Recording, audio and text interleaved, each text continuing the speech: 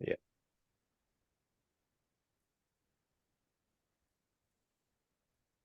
Hello and welcome to another episode of Anomalies. And anomaly is something not quite in line with everything else. And I would guess that the shows that we do are not in line with a lot of other things. I'm Dan Hall, one of your hosts, and with me is Dave Jinks. Dave, how are you tonight? I'm doing well, and your audio kind of glitched out on us. So we asked the audience, bear with us if we have a few of those moments here. Dan's internet is not completely stable. He's getting messages. So far we're good. And we have Well, I'm Preston not. Dennett again here, and he's got a new book, and we're wanting him to jump into that and tell us a bunch of really weird stories, because that's what we like here on Anomalies. How are you, Dan? I'm doing okay. But I could be described as kind of unstable too, along with my Oh, internet connection. So, I always enjoy having repeat guests, and we've had Preston on before talking about the Ariel School incident and other incidents where UFOs, I want to say, exposed themselves. Maybe that's the wrong terminology, but UFOs were seen by students. So, Preston, let's just kind of refresh people who maybe need refreshing where you're concerned. Tell us who Preston Dennett is and why he would be on a program like this. It's an honor, believe me. Yeah, I mean, I've written a bunch of UFO books, a bunch of articles. I've been in this field for about, well, over 35 years, really.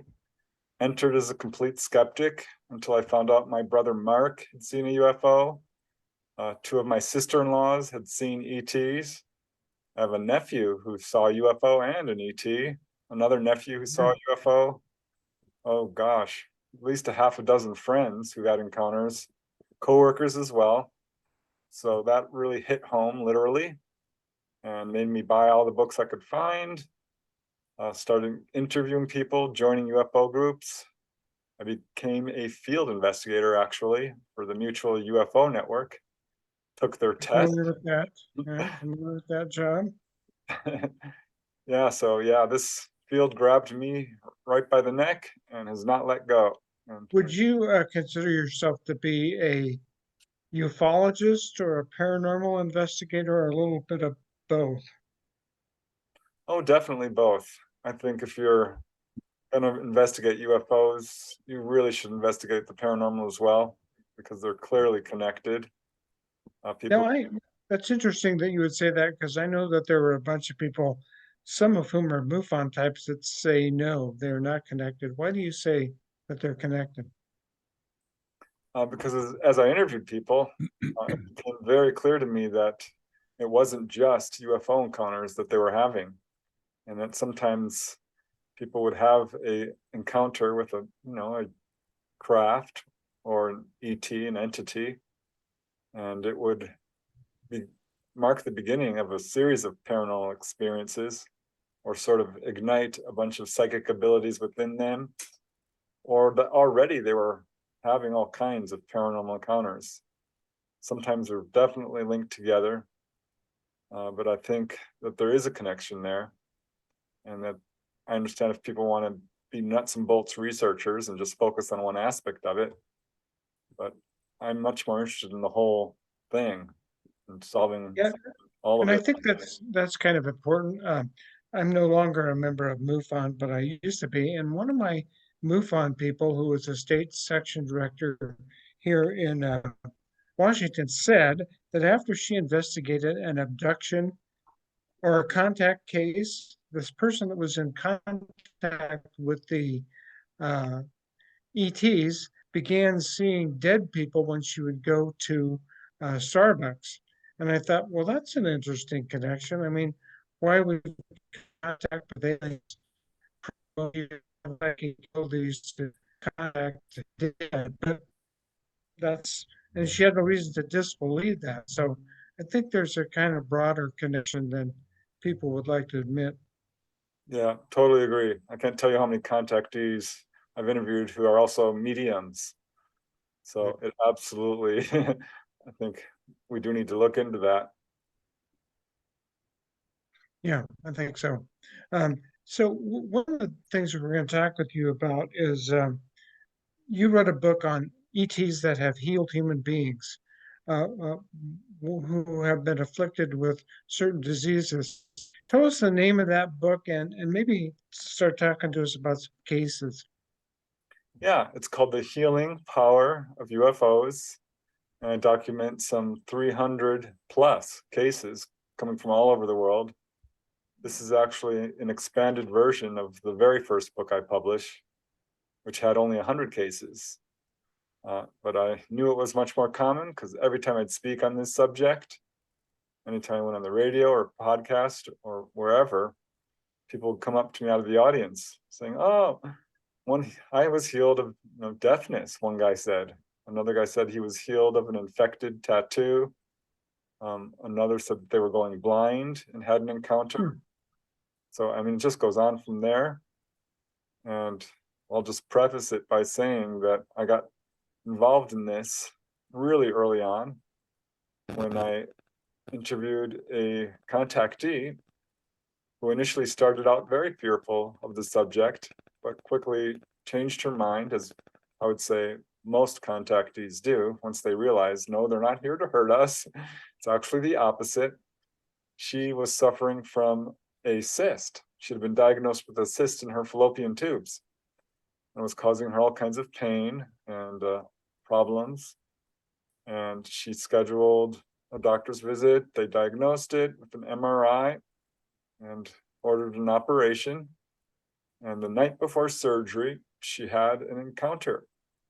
She honestly does not remember a whole lot other than then coming into her room, grays, and woke up the next morning, wondering what that was all about, and went to the doctor to have, or the surgeon rather, to have the surgery. And they ordered the pre-op imaging, as they always do. And they walked back into her room and they're like, "What's going on?" She's like, "What are you talking about?" They said, "You had surgery. We can't find your cyst. It's gone." And she knew instantly at this point what was going on. But she's like, well, I don't know. She kind of just played dumb. And like, "What do you mean?" And they said, "Well, there's fluid here that's present in your tubes, which can only be present after surgery."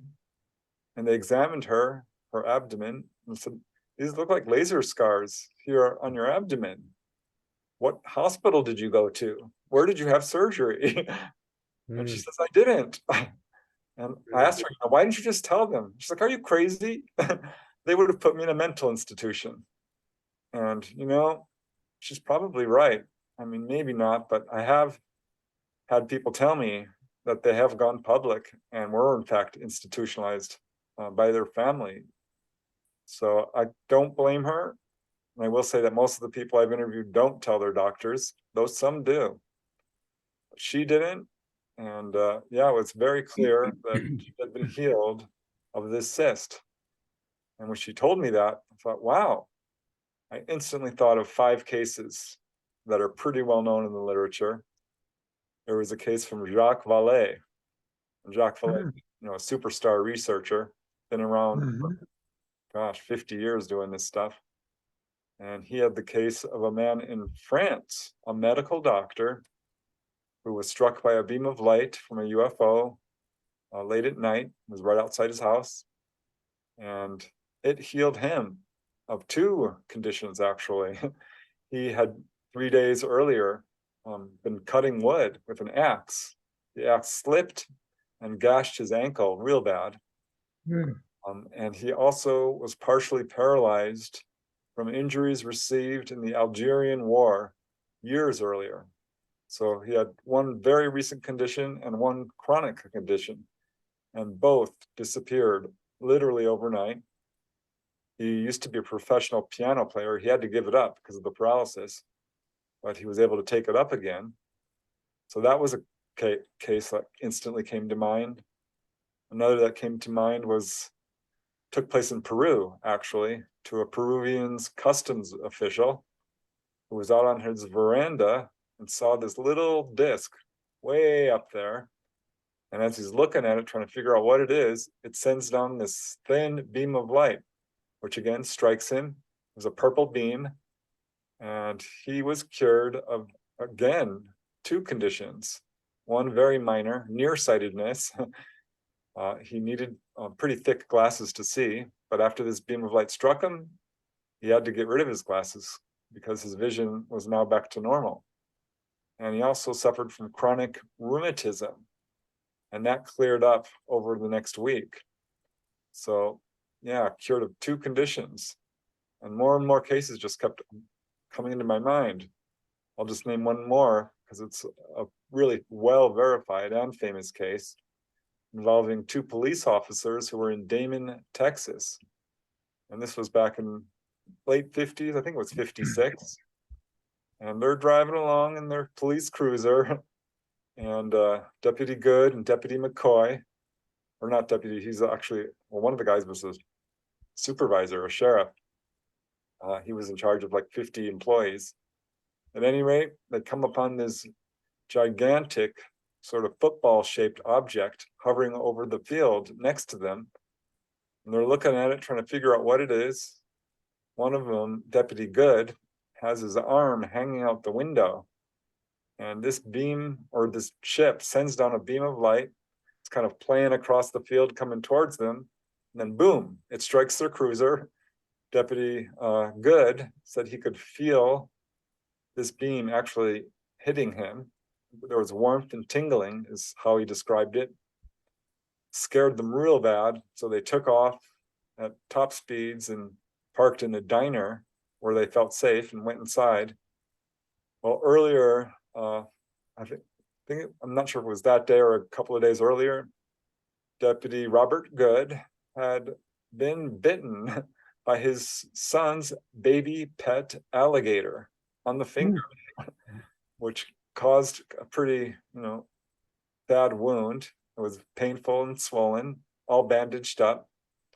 Well, when they pulled him to this diner, his finger was no longer throbbing. In fact, it felt good.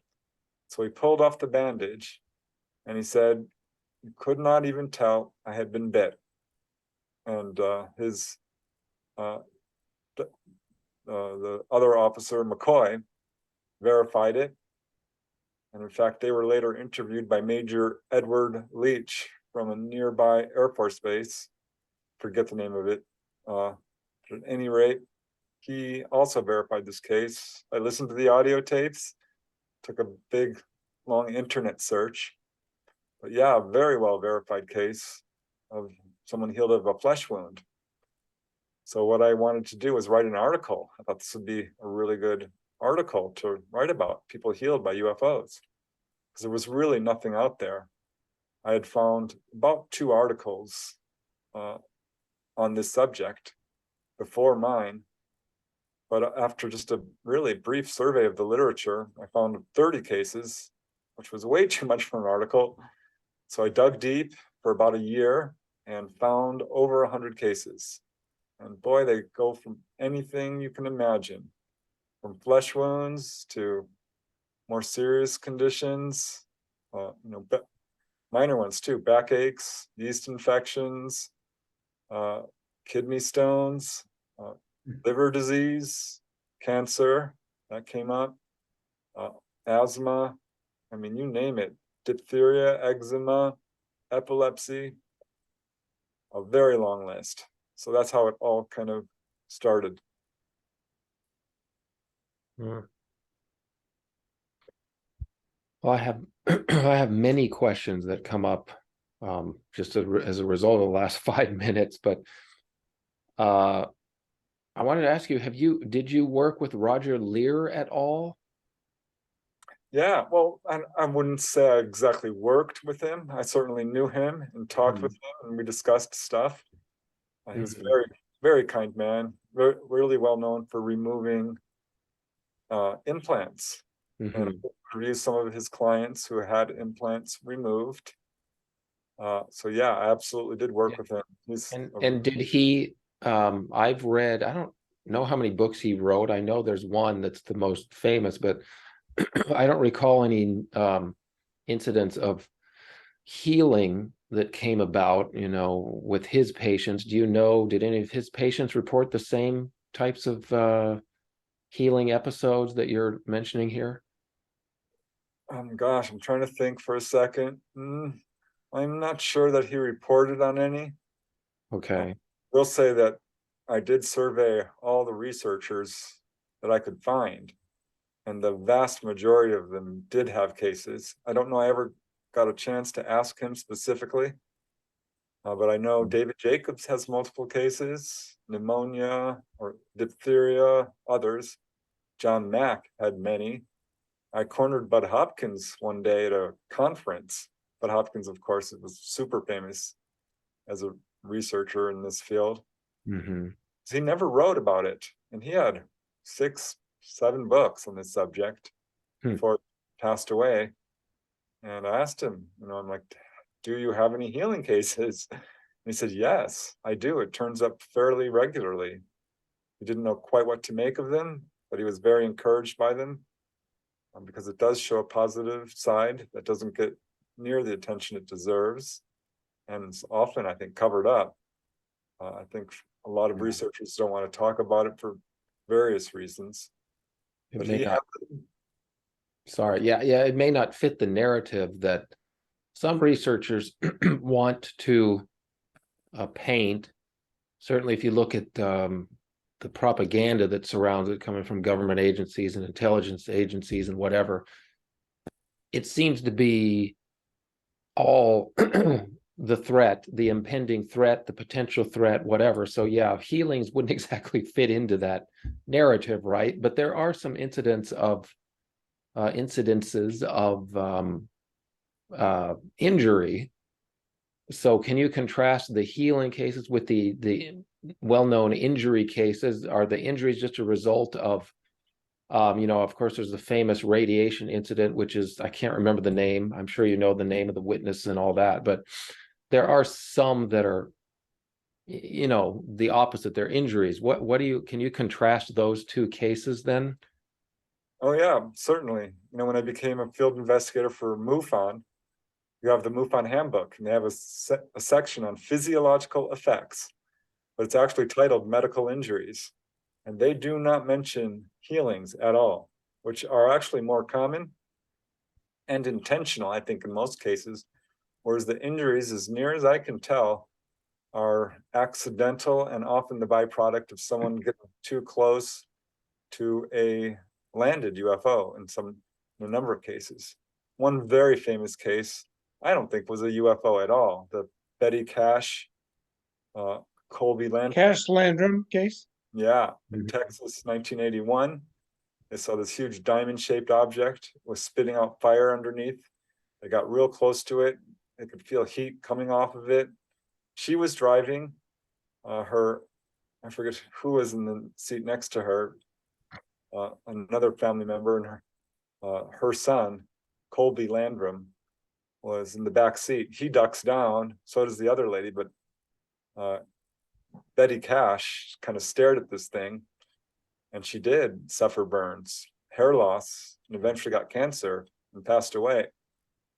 And this is often pointed to as a UFO injury case, but I disagree, because this object was surrounded by military helicopters. And this was not a UFO. This was a reverse engineering project. I'm fairly certain, because we just don't have cases where UFOs are being escorted by black military helicopters. And another case that I would point to, which probably is a genuine UFO, is the Falcon Lake case in Canada with Stephen Michalik. And he came upon a landed UFO and walked right up to it, and it took off. And he felt a blast of heat. It actually set his shirt on fire. And he felt feverish, rushed to the hospital, and he suffered a number of pretty alarming symptoms. He had burns on his face and chest. There was, in fact, little grid marks. Yeah, that's the one I'm thinking of. The grid marks really are memorable in that particular case. Yeah, was undeniably something strange happened, because Yeah. this was not something you could fake, because he was diagnosed with what appeared to be radiation poisoning. Hmm. Some 50 doctors examined him to try and figure out what was going on with this guy, because he had vomiting, hives, hair loss, swelling, appetite loss, extreme thirst. They tested his blood, and his blood lymphocyte level had dropped to very dangerous levels. Took him a long time to recover. This case was initially brutally covered up by the Canadian government, but did leak out due to the tireless work of researchers. And this is pointed to as a UFO injury case. Hmm. I will say there are others, and I scoured the literature. John Schussler, who was the head of MUFON, put out a little booklet on, quote, UFO injury cases. And there was a few hundred, but the vast majority of them were not what I would call an injury. He would label things as, temporary paralysis Mm-hmm. in the presence of a UFO as an injury. No, they were not hurt. But that does happen. There are lots of physiological effects. I would say the most common is eye irritation. And there are a number of people who have stared at very bright UFOs, and as a result, have had some eye problems. And there are a few people who went to the doctor, and the doctor's like, "Were you staring at a welder's arc?" Because that's what it looks like. So another really well-known injury case was investigated by Timothy Good. Mm. And it involved a lady by the name of Denise Bishop, who went outside her home and saw an object in the sky. It sent down a beam of light, which temporarily paralyzed her. And she could feel pain on her hand afterwards. This was a pretty brief incident. And a little burn came, but it started to get worse. And as it got worse over a period of hours, she went to the doctor. The doctor asked her, "Were you in the presence of any lasers?" Because this looks like a laser burn. And she said, "Well, there was this UFO." So there are a few injury cases. But Well, so it sounds, and I tend to agree from what I've read, although my knowledge of the literature is not nearly as extensive as yours is. It sounds like, but it does sound to me the same, that it's, radiation effects. It's just being in close proximity to some of this technology that our bodies don't handle well, burns and scarring and stuff like that, radiation sickness symptoms. But I have not run across a lot of intentional harm cases, and it sounds like that's, after your search, you haven't found many of those at all either. So it seems to be generally healing episodes that are reported. Is that, that's kind of what you're saying here, and that brings up a larger issue among the UFO community, and I call it the Linda Moulton Howe versus Stephen Greer paradox or conflict, because Linda, and I love her, I've talked to her quite a bit about a lot of different things. She's a brilliant person, has really done a lot to help this field, accumulate a lot of data, because she's just been at it for so long. But she tends to view the potential of UFOs to be, or there to be the possibility that they're harmful, or that some of them are. I think she believes there's a spectrum, but she does tend to focus more on kind of the threatening part of the phenomenon. And of course, I understand that it's because of the mutilation phenomena, which she's studied for decades. And it seems very threatening, very mysterious, and whatever. There's death involved, obviously. It's of cattle and whatever, but it's difficult to take that any other way other than threatening. And when I asked her, what does that all mean, she said, well, they do it because they can do it, because they're intending to paint this picture of a threatening, foreboding phenomenon. And that wasn't a very satisfactory answer to me, because why? I mean, they could blow up the planet if they wanted to. I mean, they could do so many things. Why drop a dead cow in a field or whatever? So Well, she got one thing right, except for who's actually doing it. It's not the ETs. yeah, well, that's Greer's view then, right? I mean, for the most part, he says the ETs, the proper ETs are they're That's kind, and they have good intentions. They're waiting for us to grow as a species and understand our place in the universe. You know, he has that view over there. She's kind of different. I don't know. Hopefully I'm characterizing these two researchers as you see them also, and correct me if I'm wrong. That's my take on their kind of opposing viewpoints. But if there are cures, I'm getting to the question to you finally. Why do you think the ETs would cure people in such a random seeming fashion? I mean, they could cure everyone of cancer, right? If they can cure one person. Why do you think it happens this way? Is it just a byproduct of something else that they're doing? Or are these intentional one-time shots to kind of get the idea out there? You know, what's the intention behind these healings, do you think, if you think there is one? Yeah. Well, let me just back up a little bit, because I think it's important to mention, you know, the mutilation phenomena, which has gotten a lot of attention because it is scary and fear sells, and this is a fear-based society. And you mentioned like what Milton Howe said, and that it's being done to scare people. I do believe that that's true, but if you talk to the actual mutilation researchers, a lot of them, Gabe Valdez, I'll point to, said this is government doing it. This is our government putting forth a false alien threat narrative. I just put out a book called Symmetry. This is about a fully conscious contactee named Dolly Safran. She doesn't need hypnosis. She has no fear surrounding her encounters. She's got a lifelong relationship with these guys. And I asked her about, you know, these mutilation cases. And she says, no, they don't do that. And so that echoes what Gabe Valdez, who was really the leading researcher in this. I looked into it in depth. I wrote a book, UFOs over New Mexico and Colorado. Those are both the hardest hit states. And many of these mutilation researchers say our government is going to have to answer for this. And yes, people do see UFOs over some of these sites, but you got to remember, we have reverse engineered this technology to a certain extent. We did have lasers long before they were released to the public. The technology we see is 50 years behind what the military has.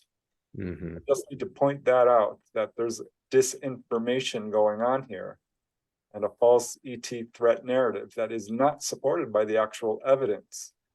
So you're asking, like, you know, why are these healings seemingly random? Why don't they just hand over this technology? Why don't they heal everybody? These are, of course, difficult questions to answer, but having a large database of cases, over 300, I think I've got a little bit of a handle on these questions. One is, I think these healings are far more common than people realize. I've been able to collect 300 cases, document, right? The vast majority of people do not report their encounters, 1 in 100. So you can easily times the 300 cases, probably by more than 100,000, because the more weird your case is, the less likely you are to report it.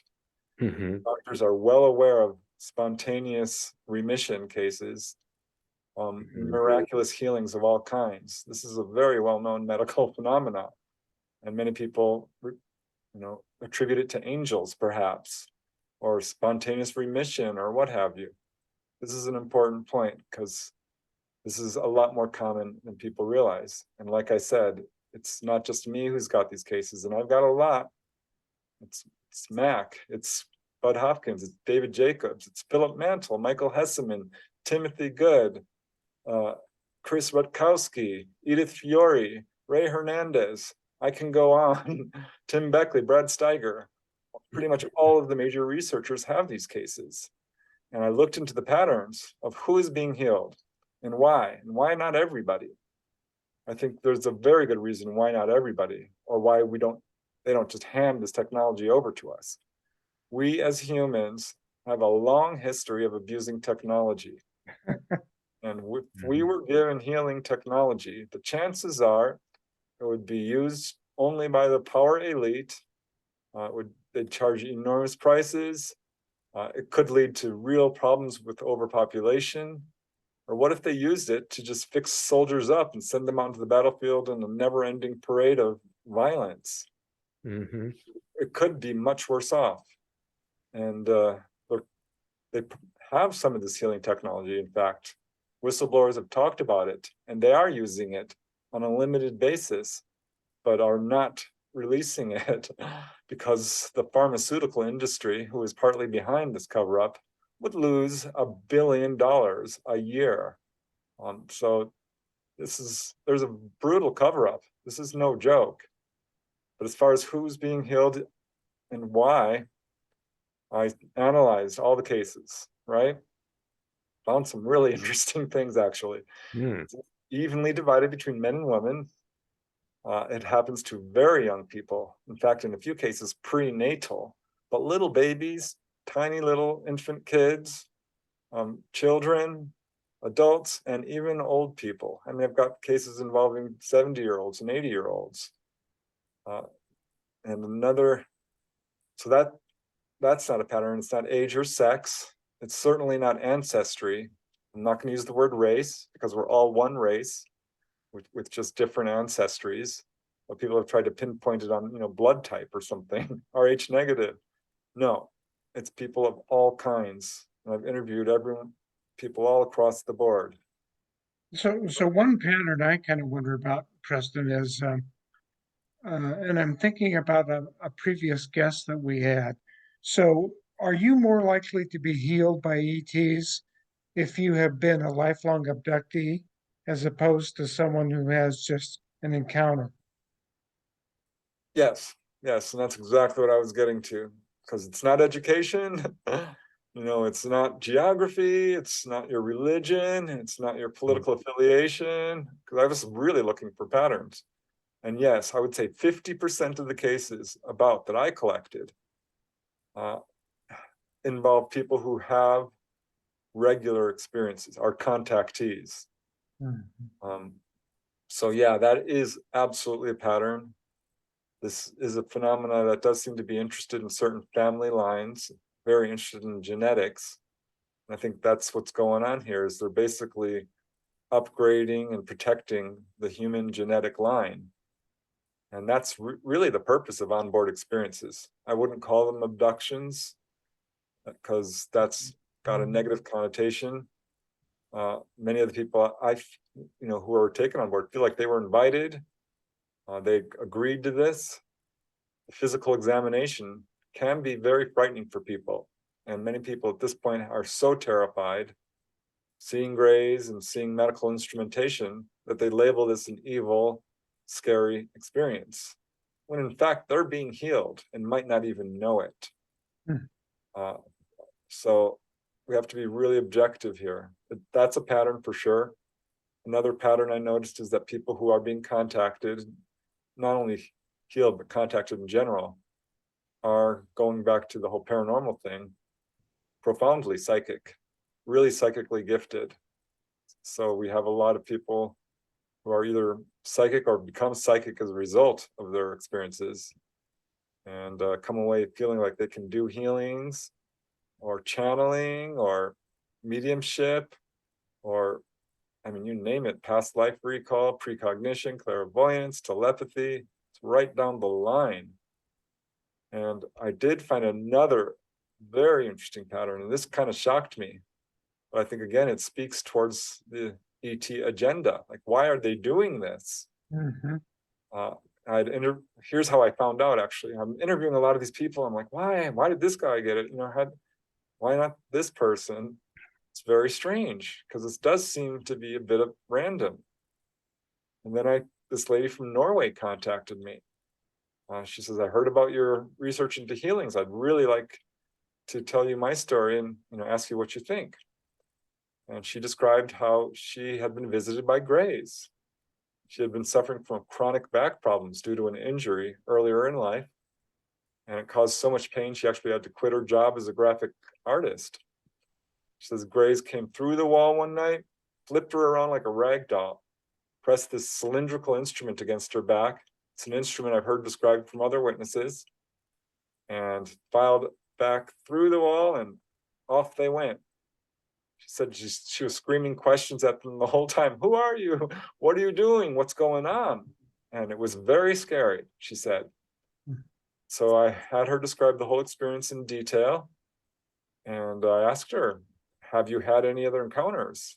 And she said, no. And I said, are you sure? Think back to early childhood, because this is often when contactees start having experiences. She's like, no, I've had nothing. I have no history of encounters. I'm like, because that didn't fit the pattern, right? And I knew that there was a lot of one-offs in my whole database. So I'm like, well, what do you do for a living now? She says, well, I was a graphic artist, but I retired, and now, and please don't use my name, she said, because I do human rights and animal rights. She's a human rights activist in her country. She says, I'm really quite well known. Please don't use my name. And when she said that, a bell went off in my head. I'm like, oh my gosh, the guy I had just interviewed not too long earlier was Michael Carter, an African-American gentleman who had suffered from a blood clot in his leg. And he is an award-winning civil rights activist, was actually commended by President Clinton. And then I thought of John Hunter Gray, another social worker. And I thought of all these other people who were doctors and teachers and inventors and healers, people who are doing good work for humanity in some capacity, environmentalists. These are the people who are being healed. And in fact, one couple I interviewed were driving through Arizona, had a missing time encounter, and under hypnosis, they recalled that they weren't abducted. They were invited on board. It was a very pleasant experience, largely human looking, though they were bald, had large eyes and jumpsuits and so forth. And they healed her husband of carpal tunnel syndrome and a bad knee. And she asked them, like, why don't you just come down and take over? You could do much better than our own governments. And they said, we can't. This is against karmic law. You have to solve your own problems. If we did it for you, you wouldn't learn the lessons you came down here to learn. We can only help in a limited basis, and we are helping those who are helping others. So they laid it flat out. And I'll just cite one more case because it's very interesting to this lady who had a cyst that I mentioned earlier in her fallopian tubes. As a very young woman, she had a very strange experience where she was in a car accident that should have been fatal. The emergency responders couldn't believe she had survived this accident because her car was completely crushed. She was thrown through the windshield. They found her laying next to her car in a position she should not have been in, and her face didn't have a mark on it. She was pretty severely injured and had to be taken to the hospital. It took her 3 months to recuperate, to learn to walk again. It was bad, but they thought she should be dead. And later in life, after having many experiences, she went under hypnotic regression and was taken back to the scene of the accident. And ETs showed up immediately after it happened, pulled her out of the wreck, took her on board, and said, started healing her. And when she became conscious, they told her, you died in this accident. Your brainstem was severed. That was not supposed to happen. We have healed you. We're going to heal you of most of your injuries. And she watched them do it using lights and sound and all kinds of procedures. And they said, we're very sorry, we cannot heal all your injuries. Some of these are karmic. You chose this. And I've got several other cases where they cited karma specifically, which I thought was really interesting. But this speaks to why there are many contactees out there who are suffering from conditions that the ETs are not healing. So yes, they are healing people all over the world, but only on a limited basis. I think it's far more widespread than people realize. But they can't just step in and solve all our problems because we wouldn't learn a darn thing. It sounds a little bit to me, from a Star Trek perspective, something like the aliens seem to be following the Prime Directive, and they're not interfering in things that they shouldn't be interfering in because humans have to learn certain lessons. Yeah, Star Trek got a lot of stuff right. It's pretty interesting. Those little handheld things that could heal people up, zoom, zoom, open up their flesh and then zip it right back up. ETs have those exact instruments. And yeah, there does seem to be a certain laissez-faire or non-interference rule to a certain extent. So yeah, it does sound very much like Star Trek. In fact, we're dealing with, all the aliens on Star Trek were pretty much human. Not all of them, but certainly in the UFO field, that's what we're dealing with is, grays, but the grays are essentially human. They have said so. They've told contactees, we used to look like you.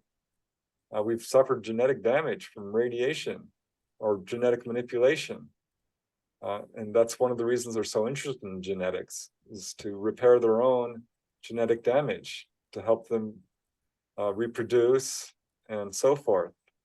But the ETs, and this is a message the many contactees get, they're not aliens as we would think of them. We are related to them. The ETs will tell the people that you are us, we are you, we are all one.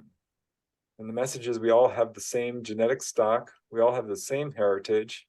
And I don't care if you're a praying mantis or a gray or a Nordic or Pleiadian or a human-looking ET or a strange humanoid.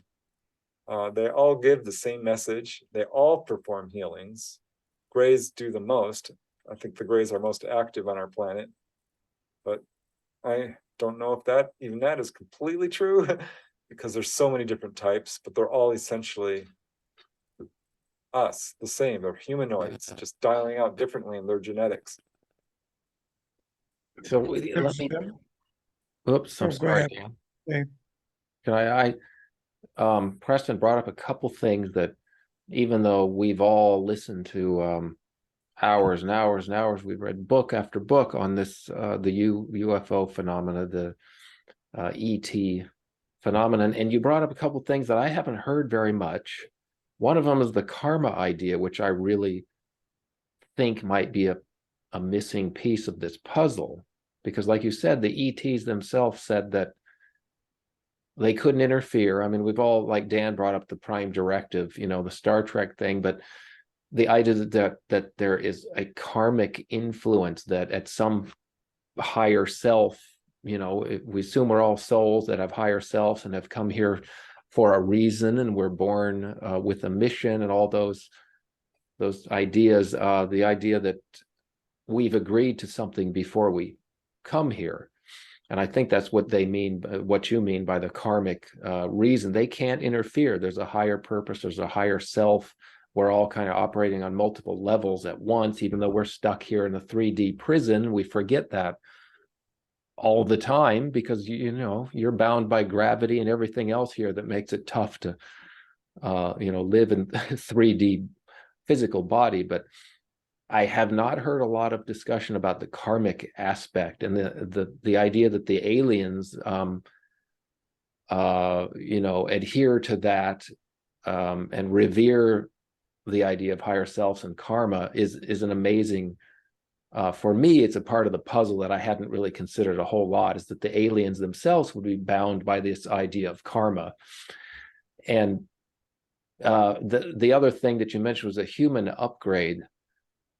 The idea that the alien races would be very interested in their own lineage, for whatever reason, trying to keep alive a certain gene sequence or genome, whatever, is also very interesting because it does explain some other things too. The thing that's always been very disturbing to me with the whole abduction and the landing in fields, these reports of UFOs landing in fields and taking dirt samples and grain samples or whatever, it's never sat well with me, because I'm thinking, if these guys are thousands or millions of years advanced, why do they need to be landing in a field, taking samples over millennia, centuries, millennia? It just never has made sense to me. You'd think you could do all that remotely. You'd think you'd have instruments that could tell from the next solar system, these genetic changes or these changes in the Earth atmosphere, magnetic field, whatever they're supposedly tracking. So Preston, I want you to talk me off the ledge when it comes to that idea that aliens are constantly landing, taking dirt samples somewhere. What is that? Is that an illusion? Is that the black projects, along with the mutilation phenomenon? I mean, why do we have so many reports of aliens taking samples from things? And does that make any sense scientifically to you? Yeah, well, I'm glad you used that word scientifically, because that's what they are. They're very much interested in science. Mm-hmm. I've talked to so many contactees, and Dolly Safran, the subject of my latest book, I was able to ask her a lot of questions about this sort of thing. Yes, they come down and are collecting samples, not only from humans, genetic samples, but from animals, plants, and soil as well, for scientific reasons, to measure levels of pollution, to determine all the factors that go into play to keep a planet and the life on it healthy. So this is what's going on here. They are very much concerned that we are destroying the planet. Mm-hmm. No coincidence that we had regular UFO activity for thousands of years, right? Pretty random, sort of not super in your face, but we know that goes back to before recorded history, because we've got Native American or indigenous cultures talking about this in their oral traditions of being visited by sky gods. We've got writings in all the ancient writings on this subject, pointing towards extraterrestrial visitations, petroglyphs, cave paintings. I mean, the point is they've been around for a long time. Hieroglyphs, Middle Age wood carvings, and the Romans called them flying shields. But it was somewhat distant and not like there every day out in the sky. In 1947, that all changed. That's the modern age of UFOs. There was a super wave that summer, July of 47, when Roswell happened, and the Kenneth Arnold sighting. And from that point on, activity ramped up to an incredible degree that this phenomena became readily apparent to anyone who had the courage to study it. And what's really interesting is this coincides precisely with the atomic age. Mm-hmm. This is when we finally reached a level of technology that we had the ability to destroy ourselves. And this is when they started landing and taking soil samples. This is when they started taking genetic samples from people in large numbers. Yes, there's some scattered reports of people being taken on board and examined before this. But from the late 40s, particularly the 1950s onward, this is when large numbers of people reported being taken on board and being physically examined, this sort of thing. So this is exactly what's going on. This is the purpose behind onboard experiences. Their agenda is largely one of healing, of teaching, of guiding, protecting, warning. If you objectively look at what happens to people who have contact, you will see that this is exactly what's going on. It's not the fear-based narrative. There are negative accounts out there. I'm not going to, gild that over. But many of these, if you look at them, it's quite possibly my labs. As Stephen Greer talks about, military abductions, faked alien encounters that are negative. So yeah, it shouldn't come as any surprise that they're taking soil samples, because we are polluting our planet faster than we can clean it up. I mean, we're killing our rivers. There's no major rivers now in the United States that aren't poisoned. This is a big deal. When someone's taken on board, the first thing the ETs will say is, don't be afraid. Have no fear. We will not hurt you. No harm will come to you. Some variation of this. So that's positive, right? Then they lay you down and heal you often. And this can be very scary for people. And this is those who have a very strong fear reaction, thrashing around and fighting, often will be paralyzed, rendered temporarily unable to move, and will have their memories basically suppressed until they're ready to, relax a little bit. I mean, any emergency doctor will tell you that their patients attack them. No one likes going to the doctor, and if the doctor looks a little strange, and boy, we're trained to be scared of anyone who looks different, thanks to our governments who really don't have our best interests in mind. But anyway, I'm getting off on a tangent. The point I wanted to make is that people are being healed, and if you don't have a strong fear reaction, they will give you a tour of the craft. This is very common. They will take you to the engine room, say, why are you using fossil fuels? You're polluting your planet. Here's how we do it. We use electromagnetics. We harness the magnetic fields of your planet. They will take you up to the observation deck, turn the walls transparent. Over and over again, I hear this. And they'll point down to Earth. There's your planet, way, way down below. Or they will take you to the moon. I've got several cases of that. Or to Saturn or other planets in our solar system. Not as uncommon as you might think. They will actually take you to the control room. Like, do you want to sit in the pilot seat? Would you like to try to fly the craft? There's a new book out by Grant Cameron called Sky Pilots. He cites a dozen cases of this, and I have several myself. Dolly Safran, they taught her how to do that at her request. But the point I wanted to make was they will talk to you, they counsel you, they ask you about your life, and give you warnings. And this is very common. They warn about nuclear proliferation. They warn people about our warlike ways, our aggression, and tendency to hurt each other. They don't understand that. They warn about pollution, particularly the pollution of the air and the water and our food sources. They are warning us of all of these things. So this is a major ET agenda, is to sort of inform people that we're going in the wrong direction. And if we continue down this path, we are facing an existential crisis. So that's another agenda. And the other agenda, as I mentioned before, is to wake people up psychically. I don't like to use that word because it's not woo-woo and paranormal. Really, we don't understand it. We have natural human abilities to do healing. We should all be able to see spirits and do remote viewing and astral travel and clairvoyance and telekinesis, levitation. All of this stuff is a natural human ability that we all have. It's somewhat latent, it's somewhat dumbed down due to our governments, pounding us with prescription drugs and fluoride in our water and a fear-based media. But the ETs are not here to hurt us. It's the opposite. And if you look at these contact cases, this is what you will find. It's indisputable.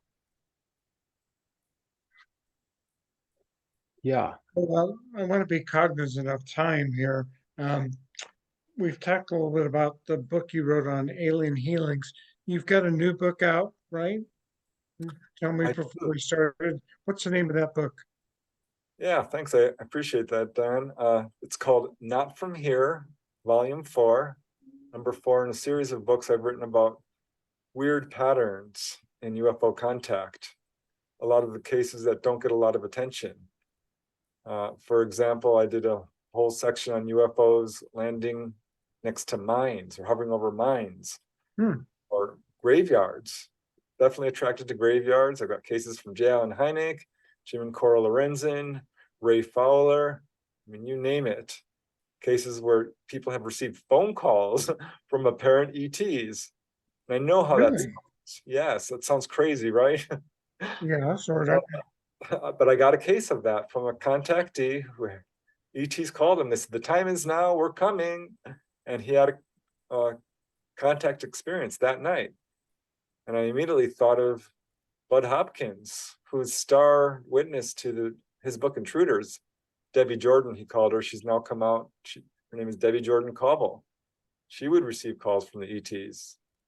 So did Betty Andreasen, Raymond Fowler's star witness. It happens to a lot of people. So these are the kinds of avenues of research I was exploring. Cases of UFOs hovering over prisons. Who knew? Oh, it's crazy. And in this latest book, I got 10 categories and like cases of people who are driving their car along. UFOs love chasing cars down the highway. There's got to be 1,000 cases of that. But these cases go to a whole new level when cars are actually lifted up off the highway. These are all these, car lift cases. So I did a chapter on that.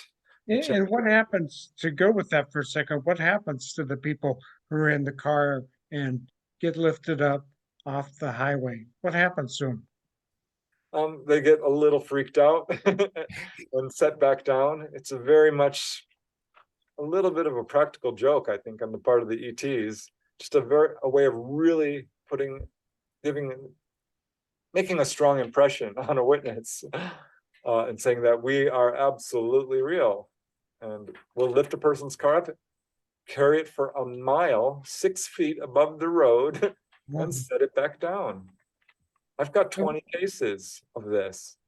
That would get my attention if I was in a car and that happened.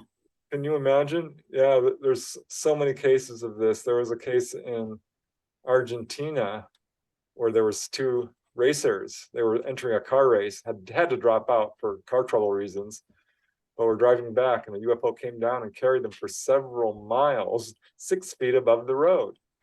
There's a very famous case in Australia, the Knowles family in 1988. We're driving through the Nullarbor Plains, which is so remote. There's nothing out there. It was late at night and this egg-shaped object was chasing another car down the highway. They saw it. They pulled a U-turn to investigate, and this object stopped chasing the other car and came towards them.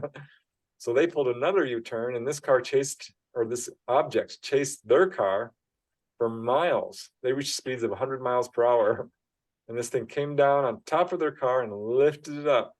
Again, it was about 6 feet off the road.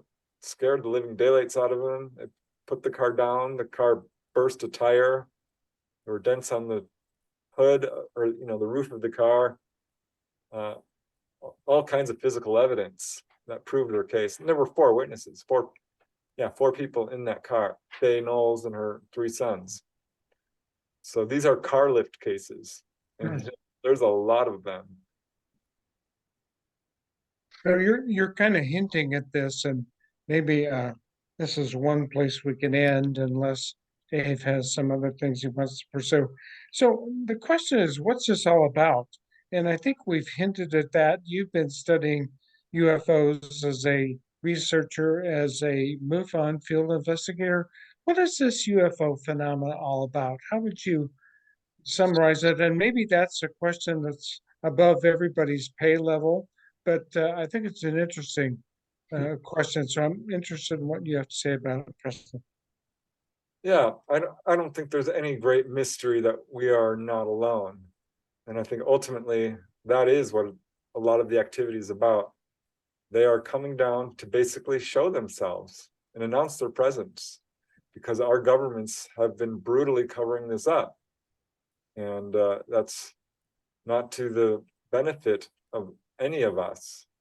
So we see these objects putting on what I would call a display.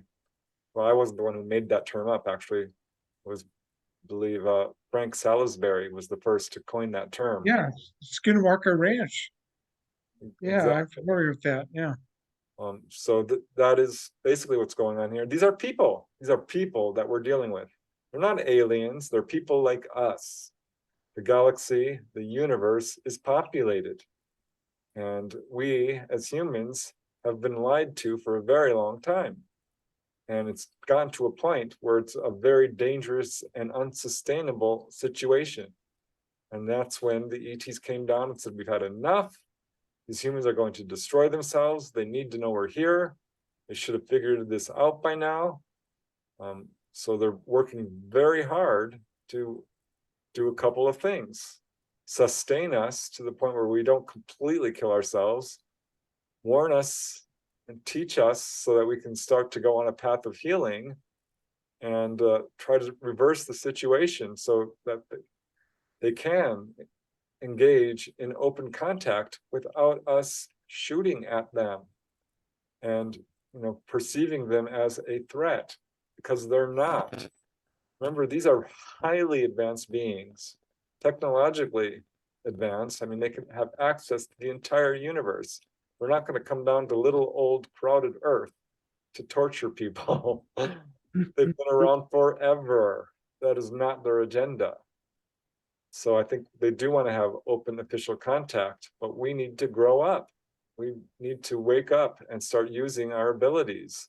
We need to start electing leaders who have our best interests in mind. This is what's going on.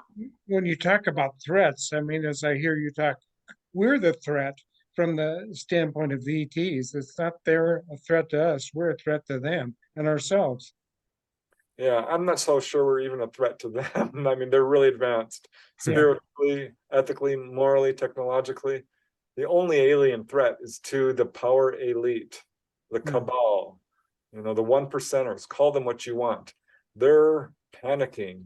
They must be in absolute panic right now because they're about to lose control of all this, the narrative of their jobs, of the money they've accumulated, the power over people.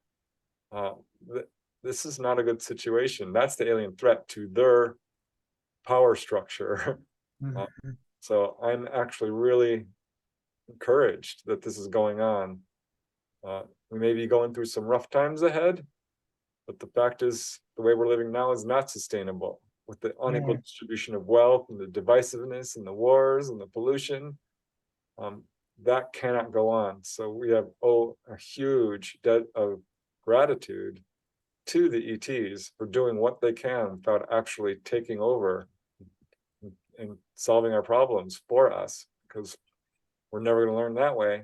Every parent knows that. You cannot take care of your child and spoil them rotten, because the second they go out into the world, they will suffer even worse.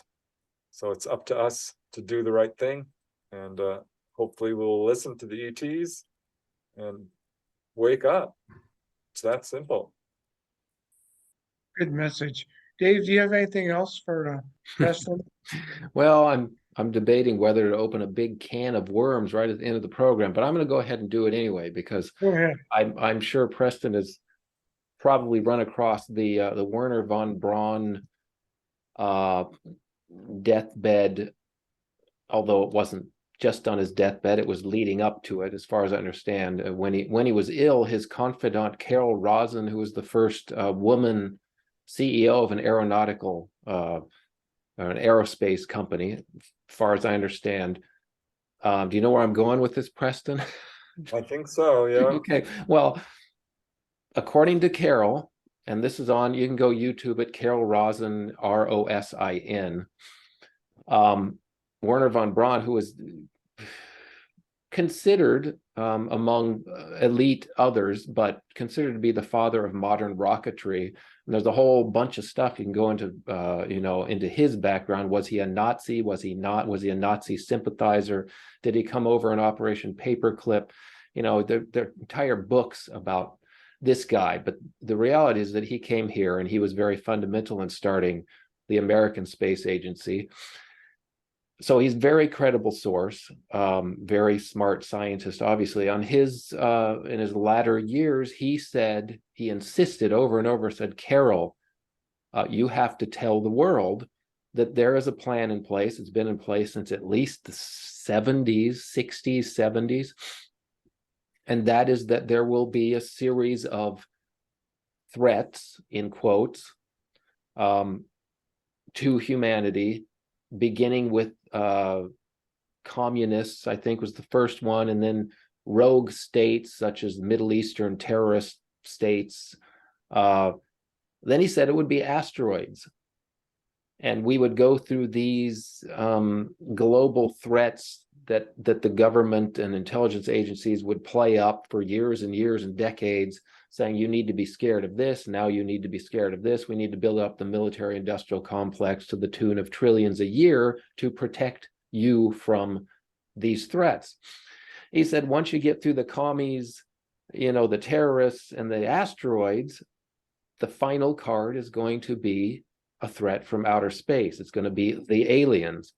And he insisted and said, you got to tell the world this, Carol. This has been in place for decades.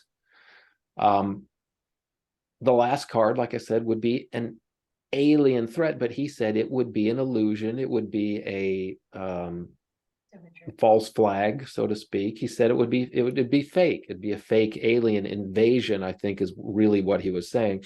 So it sounds like you're nodding your head. You know what I'm talking about here. How realistic do you think that is?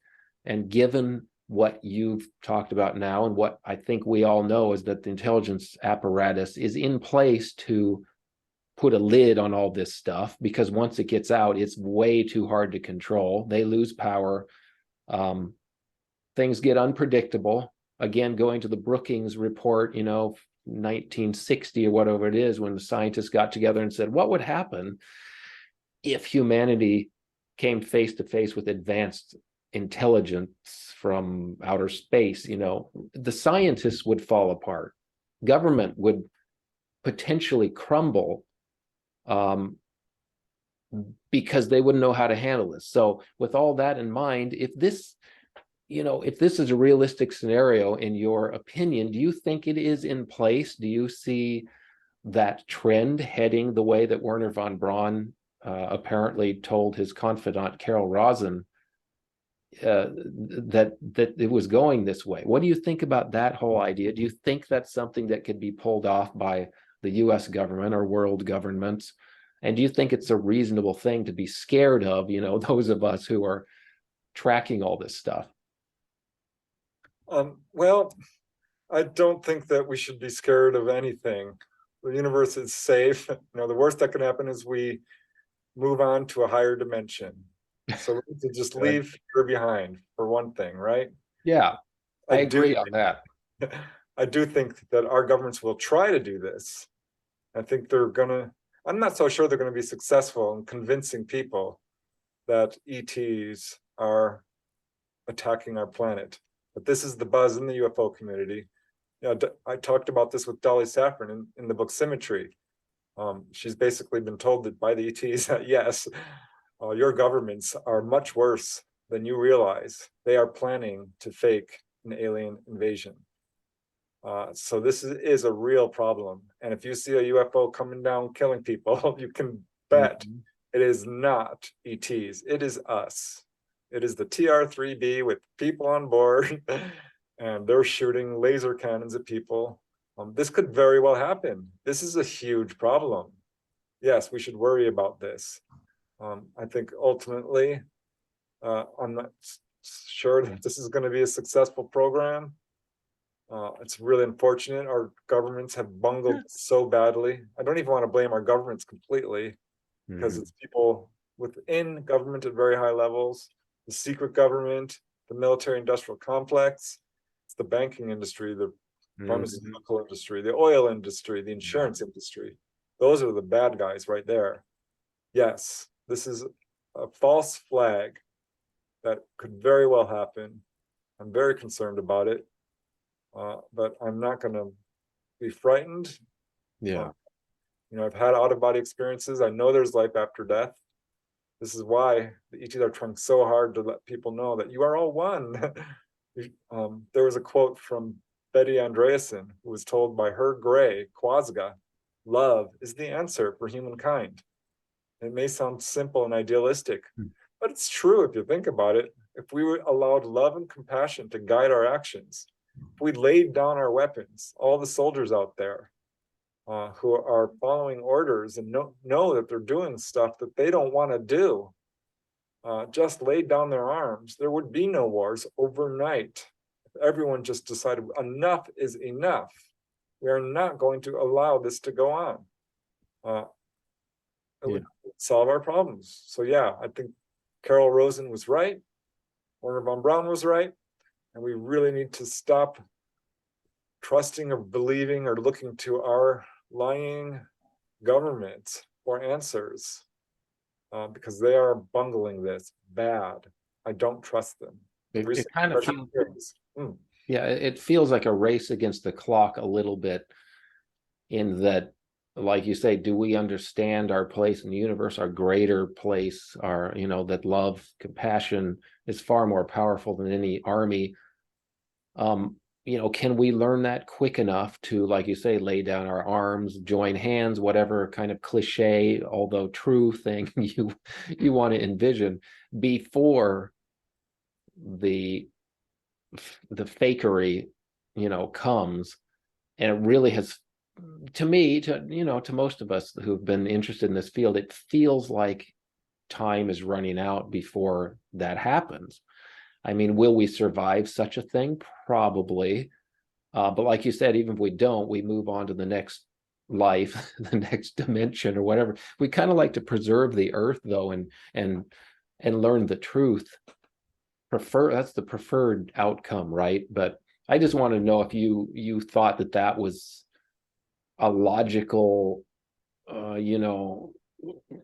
conclusion to all this information that you've been putting together, over the years, in terms of, was Werner von Braun probably telling the truth? I mean, it kind of fits in the overall scheme of things. I think I've always gone back to that story, that report from Kale Rosen, I'm not sure how you say her last name, but Rosen, I think you said, has to be kept in mind. But I hope you're right, and that love wins out in the end. Yeah, me too. I'm an optimist by nature. No matter Yeah. what, I think we're going to be just fine. This is a drop in the bucket of the universe. We're eternal beings. We all just need to relax, calm down, and realize what's important.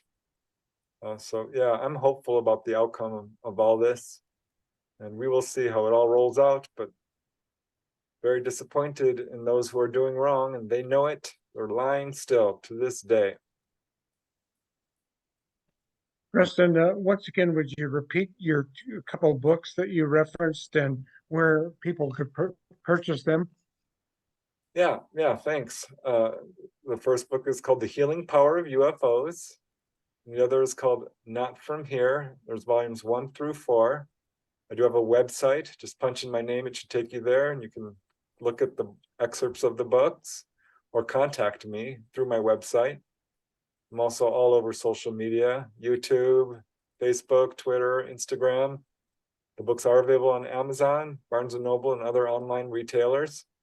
And yeah, I really appreciate you guys having me on the show. It's been a blast. Well, you're welcome to come back anytime. You're a kindred spirit, so we like talking to you. So thank you very much for being on this episode of Anomalies, and we'll see you down the road somewhere. Awesome. Thank you. Thanks, Preston. Yeah, good night, Preston. Good night.